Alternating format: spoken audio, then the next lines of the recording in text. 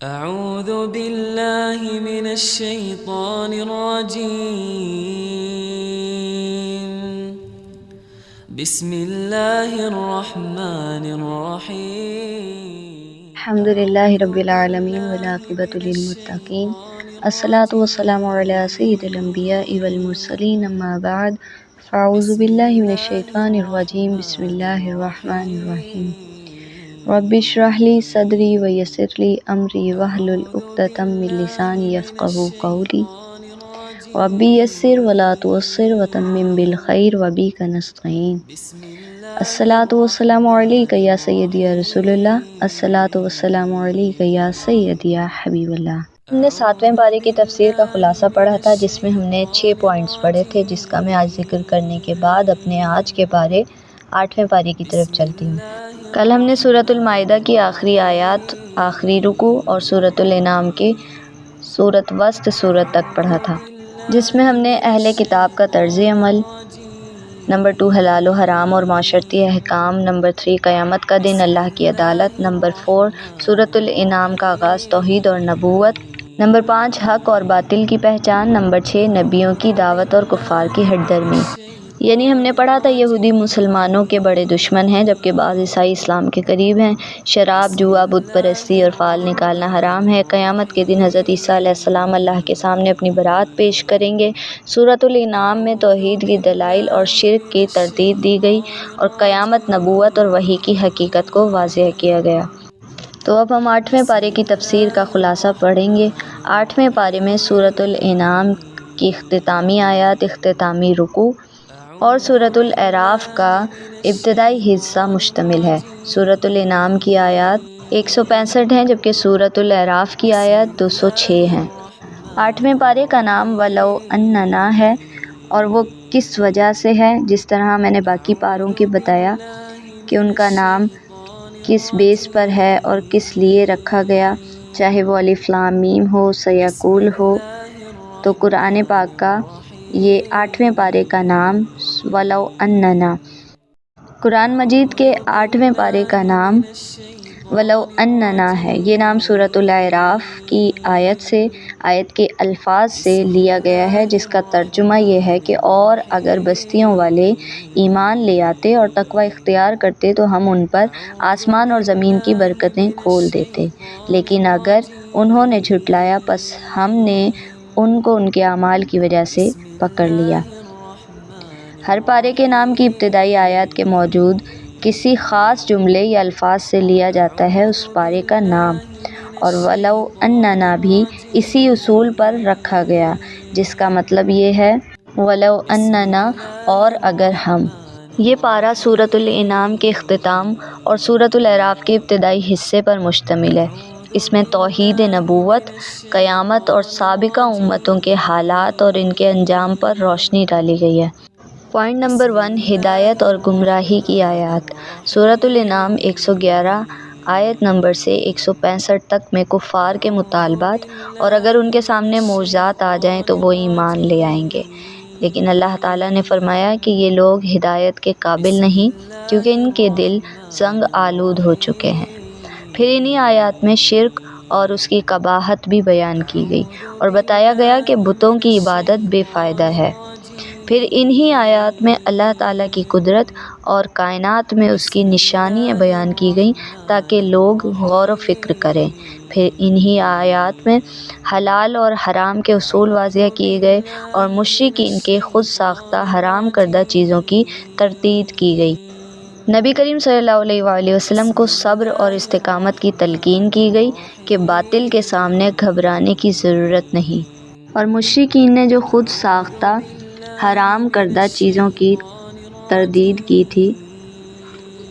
ان ابتدائی آیات میں کہ جانوروں کے کچھ مخصوص حصے کھانے کی ممانعت، مشرکین نے بعض جانوروں یا ان کے اعضاء کو حرام قرار دیا تھا حالانکہ اللہ نے انہیں حلال کیا تھا۔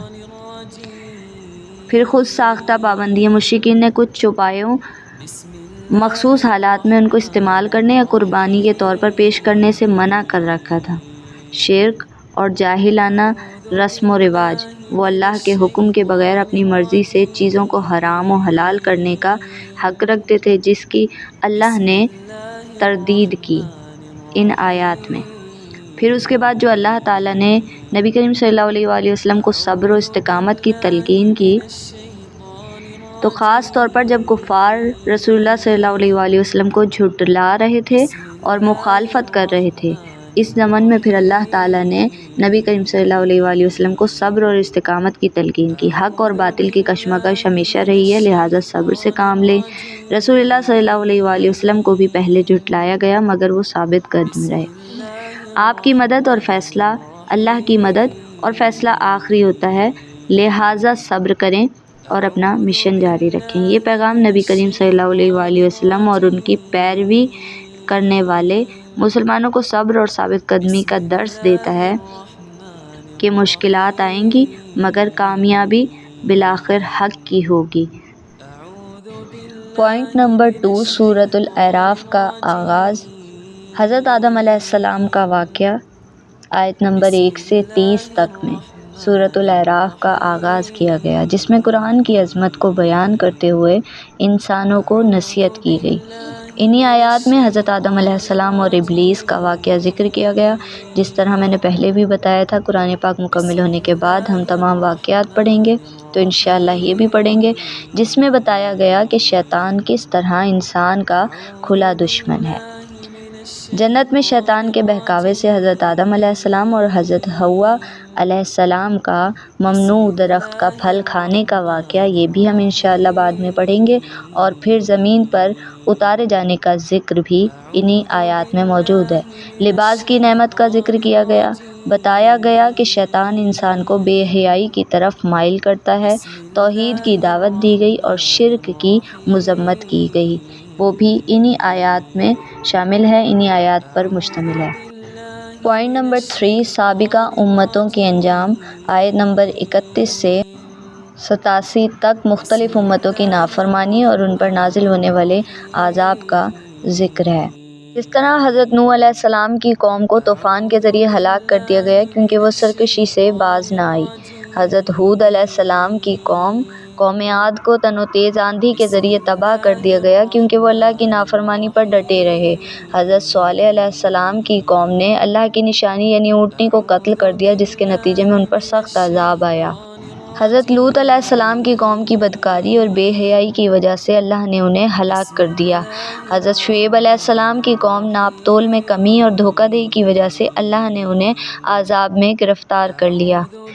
یہ تمام واقعات مسلمانوں کے لیے عبرت اور نصیحت کے طور پر بیان کیے گئے تاکہ وہ اللہ کی نافرمانی سے بچیں، اور ہم سب کو لمحہ بلمحہ اس بات کا شکر ادا کرنا چاہیے اللہ کی بارگاہ میں کہ ہمارے درمیان وہ نبی موجود ہیں یا ہم اس نبی کی امت میں سے ہیں جو سرور کائنات ہے، سرور انبیاء ہے، فخر موجودات ہیں، کہ جن کی دعاؤں سے آج ہم عذاب سے بچے ہوئے ہیں۔ آج کے پارے میں ہم نے 3 پوائنٹس پڑھے ہیں، یعنی ہدایت اور گمراہی۔ کفار کے مطالبات کے جواب میں بتایا گیا کہ اللہ تعالیٰ ہدایت کے اختیار میں۔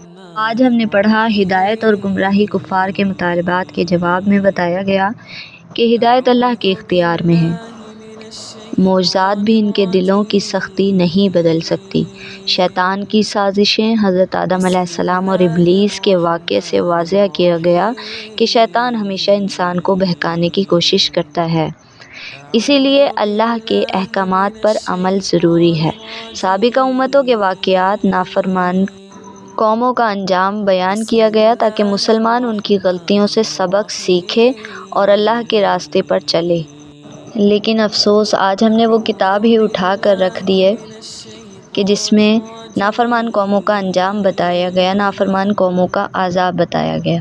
اللہ کریم ہمیں قرآن کریم کو صحیح معنوں میں پڑھنے کی، اس پر عمل پیرا ہونے کی توفیق عطا فرمائے، گناہوں سے دوری فرمائے، قرآن پاک کی سمجھ بوجھ عطا فرمائے۔ اور آخر میں میری یہی بات کہ درود پاک کی کثرت کیجیے، تمام گناہوں سے، تمام بیماریوں سے، تمام عذاب سے نجات مل جائے گی۔ درود پاک بہت ہی خوبصورت عمل ہے۔ آخر میں میری یہی بات کہ درود پاک کی کثرت کیجیے، درود پاک کی کثرت کرنے سے تمام پریشانیاں، تمام بیماریاں، تمام بلاؤں سے نجات مل جائے گی۔ حضرت حسن بصری رحمۃ اللہ تعالیٰ علیہ کے پاس ایک شخص انتہائی پریشان حالت میں آیا۔ اس کے چہرے پر غم کے آثار تھے اور آنکھوں سے آنسو جاری تھے۔ کہنے لگا، حضرت میں ایک غریب آدمی ہوں، میری بیٹی جوان ہو چکی ہے، اس کی شادی کا وقت آ چکا ہے، مگر میرے پاس نہ جہیز ہے، نہ شادی کے اخراجات کے لیے کوئی انتظام ہے۔ میں دن رات پریشان رہتا ہوں اور سمجھ نہیں آتی کیا کروں۔ حضرت حسن بصری رحمۃ اللہ تعالیٰ علیہ مشورہ دیتے ہیں، مسکرا کر کہتے ہیں کہ بیٹے، دنیا کے خزانوں کی کنجیاں اللہ کے ہاتھ میں ہیں۔ اگر تم اپنی پریشانی کا حل چاہتے ہو تو کثرت سے درود پاک پڑھو۔ یہ درود وہی وظیفہ ہے کہ جس سے اللہ تعالیٰ کی رحمت کھلتی ہے اور مشکلات آسان ہو جاتی ہیں۔ وہ شخص حیران ہوا، لیکن چونکہ وہ حضرت حسن بصری رحمۃ اللہ تعالیٰ علیہ پر بھروسہ کرتا تھا، اس لیے اس نے روزانہ 1000 مرتبہ درود شریف پڑھنے کا معمول بنا لیا۔ درود پاک کا کیا اثر ہوا، کیا معجزہ ہوا کہ چند ہی دن گزرے تھے، ایک روز اس شخص کے دروازے پر کسی نے دستک دی۔ جب اس نے دروازہ کھولا تو ایک اجنبی شخص کھڑا تھا جو بہت نیک صورت اور باوقار نظر آتا تھا۔ اس نے کہا کہ میں ایک تاجر ہوں، سفر میں جا رہا تھا، خواب میں نبی کریم صلی اللہ علیہ وآلہ وسلم کی زیارت نصیب ہوئی۔ آپ صلی اللہ علیہ وآلہ وسلم نے فرمایا کہ ایک حاجت مند شخص یہاں رہتا ہے، تم اس کی مدد کرو، تو میں آپ کے لیے یہ رقم اور کچھ ضروری سامان لے کر آیا ہوں تاکہ آپ کی بیٹی کی شادی احسن طریقے سے ہو سکے۔ یہ سن کر وہ شخص حیران رہ گیا، آنکھوں میں آنسو آ گئے اور اس نے فوراً حضرت حسن بصری رحمۃ اللہ تعالیٰ علیہ کے پاس جا کر انہیں یہ واقعہ سنایا۔ حضرت نے مسکراتے ہوئے فرمایا کہ یہ ہے درود پاک کی برکت، جب کوئی اخلاص کے ساتھ درود پاک پڑھتا ہے تو اللہ تعالیٰ اس کے کاموں کو خود سنوار دیتا ہے۔ تو اس شخص نے اللہ کا شکر ادا کیا، اپنی بیٹی کی بہترین طریقے سے شادی کی اور پھر ہمیشہ درود پاک پڑھنے کا معمول بنا لیا۔ اور یہ واقعہ اس بات کا ثبوت ہے کہ جو بھی خلوص کے ساتھ درود پاک پڑھتا ہے، اللہ تعالیٰ اس کی مدد کے دروازے کھول دیتا ہے، چاہے وہ کسی بھی مشکل میں کیوں نہ ہو۔ تو آج سے نیت کر لیجئے، انشاءاللہ روزانہ کی بنیاد پر 1000 مرتبہ درود پاک ضرور پڑھیں۔ 1000 مرتبہ نہ پڑھ سکیں تو کم از کم ایک تسبیح روزانہ کی درود پاک کی ضرور پڑھیں۔ اللہ کریم میرا بتانا، آپ کا سننا اپنی پاک بارگاہ میں قبول فرمائے۔ جو میرے بتانے آپ کے سننے میں غلطی ہوئی، اس میں چھوٹی بڑی زبر پیش کی غلطی سب کو معاف فرمائے۔ وما علینا الا البلاغ المبین۔